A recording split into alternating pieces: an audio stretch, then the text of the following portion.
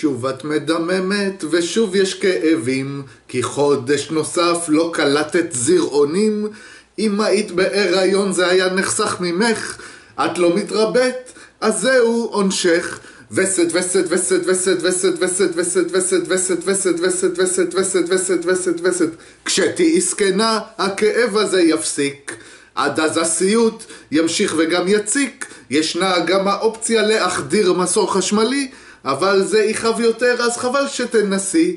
וסת וסת וסת וסת וסת וסת וסת וסת וסת וסת וסת וסת וסת וסת.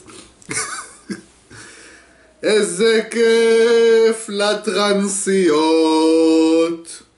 כי להן לא יכול להיות. וסת וסת וסת וסת וסת וסת וסת וסת וסת וסת וסת וסת וסת וסת וסת וסת. אוי ואבוי דימומים מאפות, כבר היה עדיף לעבוד במכרות. תקעי 2 טמפונים ו4 תחבושות, וככה המכנסיים יישארו יבשות. וסת וסת וסת וסת וסת וסת וסת וסת וסת וסת וסת וסת וסת וסת וסת וסת וסת.